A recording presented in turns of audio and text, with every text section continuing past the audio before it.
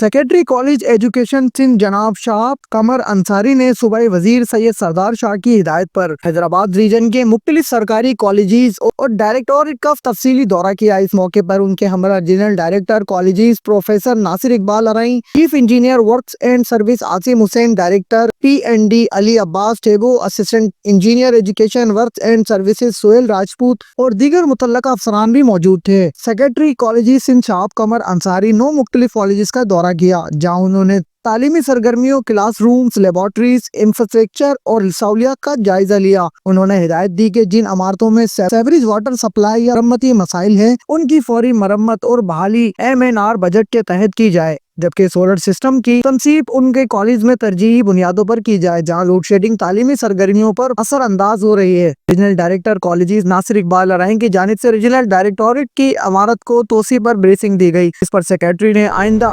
MNR scheme میں مزید floors کی تعمیر کی تجویز تیار کرنے کی ہدایت دی۔ اس موقع پر 2 نئے colleges, government girls degree college سن اور گورنمنٹ بوائز کالج بٹشاہ کی منظوری دی گئی، جو نئی سالانہ ترقیاتی بجٹ ADB اسکیم کے تحت تعمیر ہوں گے۔ Government girls degree college Qasim آباد کے پرنسپل نے سہولت کی کمی اور اسٹاف کی قلت سے آگاہ کیا، جس پر سیکرٹری نے فوری اقدامات کی یقین دہانی کرائی۔ آخر میں سیکرٹری کالجز کو ریجنل ڈائریکٹر کالجز حیدرآباد کی جانب سے سندھی ثقافت کی نمائندگی کرتے ہوئے اجرک ٹوپی اور پھولوں کا تحفہ بھی پیش کیا گیا۔